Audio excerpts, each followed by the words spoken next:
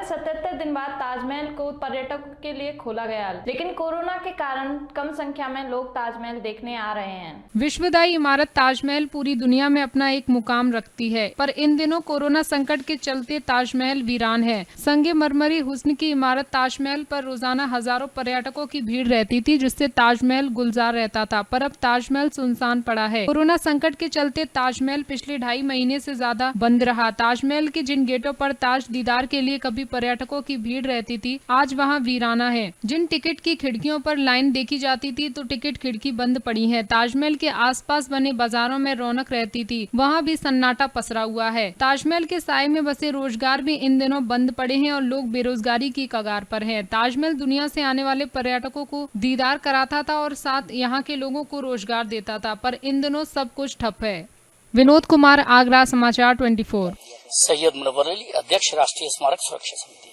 मुनव्वर अली जी, जब से लॉकडाउन लगा है तब से ताजमहल पूरी तरह से बंद है, और रोजगार की बात की जाए तो रोजगार भी पूरी तरह से यहाँ पर बिल्कुल रोजगार पे बहुत बड़ा फर्क पड़ा है और टूरिस्ट लाइन खास करके पूरी तरह धवज हो गई है, क्योंकि ये 3 महीने का पीरियड इतना खतरनाक हुआ है। जो 85 दिन ताजमहल बंद रहा है, 17 मार्च को बंद हुआ था, 17 मार्च से अब तक बंद है लगातार। तो इसमें ज्यादातर जो पर्यटन व्यवसायी हैं वो भुखमरी के कगार पे आ गए। इसमें गाइड हैं, रोड गाइड हैं, स्कॉट गाइड हैं, वैसे गाइड हैं, दूसरे फोटोग्राफर्स हैं, तमाम 50 तरीके के लोग हैं इसमें, एम्पोरियम वाले हैं, रेस्टोरेंट है, होटल हैं, इतनी चीजें हैं इससे जुड़ी हुई कि इसमें करीब 8.5-9 लाख आदमी जुड़ा है सर से, और ये व्यवसाय पूरी तरह चौपट हो गया। लोग भुखमरी के कगार पे आ गए। कई लोग तो ऐसे हैं जो हैंड टू माउथ हैं, जो हाल के हाल खाते हैं और हाल के हाल कमाते हैं, उनका तो बहुत बुरा हाल है। वो बेचारे दूसरे से मांग रहे हैं और मांग करके काम चला रहे हैं, और अब तो ये हालत है कि लोग उसको देने को भी तैयार नहीं है, क्योंकि हालत बहुत बुरी तरह है।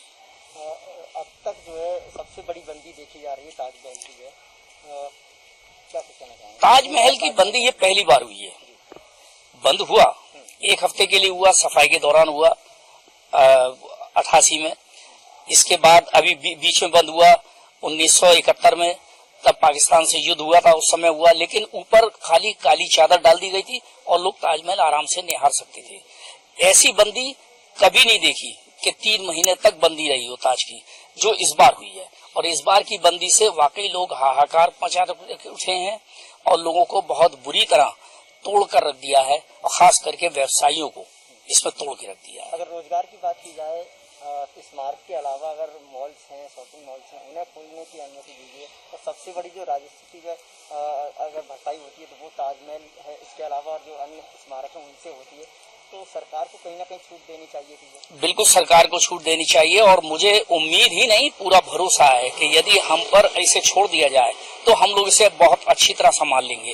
भाई ठीक है, एक सीमा निर्धारित कर दी जाए कि 5,000 लोग जा पाएंगे, 3,000 लोग जा पाएंगे, तो उसमें वैसे लोग जाएं। मॉल हैं, मॉल में भी ऐसे लोग जाएं। दूसरी चीजें हैं, स्मारक हैं, स्मारक में भी एक लिमिट बना दी जाए। इतने लोग जब घूम कर निकल आए उसके बाद दूसरे लोगों को जाने दिया जाए, तो मैं समझता हूँ लोकल डिस्टेंस ही बनी रहेगी और इसमें कहीं कोई आपत्ति नहीं आएगी। लेकिन शायद प्रशासन ना मालूम क्या सोचे बैठा है, क्यों इस चीज को टाल रहा है, मेरे समझ से परे है। ये भी देखा जा रहा है कि बड़ी संख्या में जो विदेशी सैलानी यहाँ पर जो ताजमहल खुलता है, तो कहीं ना कहीं कोरोना का संक्रमण वो बढ़ने की आशंका है। देखिए, पहली बात तो यह है कि विदेशी से बढ़ने की उम्मीद है, और विदेशी यहाँ आएगा ही नहीं। विदेशी मुझे लगता है कि इस दिसंबर तक विदेशी बिल्कुल गायब है, नरादर है। अब रहा देसी का सवाल, तो देसी लाने के लिए भी हमें इसके लिए प्रसार करना होगा कि ताजमहल खुल गया। खुलने के लिए हमें बहुत दिन फ्री रखना पड़ेगा, ताकि लोग आए, लोग आकर के इसको निहारें और निहार के इसकी तारीफ करें, ताकि आगे लोग आ सकें। भाई ये इस समय पिक सीजन टाइम था, बच्चों की छुट्टियों का टाइम था, लोग आते। भाई जहाँ 35 से 40 हजार तक पर डे पर्यटक आता है, वहाँ एक भी पर्यटक का ना आना वाकई एक अशोभनीय है और एक चिंताजनक बात है।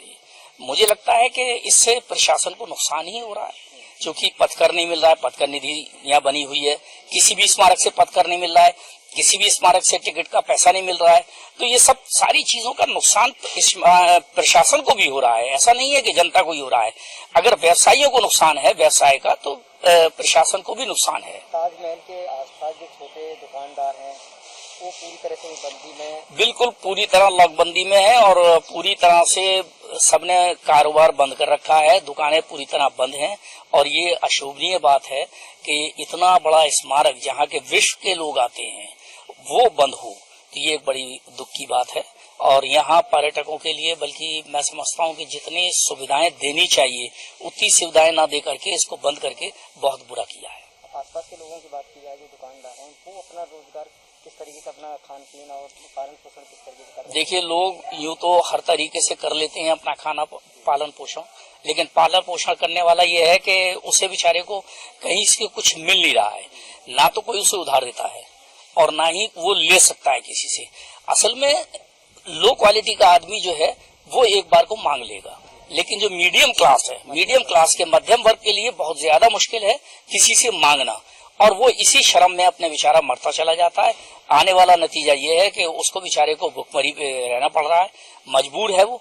अगर ये ताजमहल खुल जाए तो मुझे लगता है कि इससे फायदा होगा और ताजमहल ही नहीं बल्कि सारे स्मारक खोल देने चाहिए, इससे बहुत लोगों को फायदा होगा, बहुत लोगों को बहुत कुछ मिलेगा।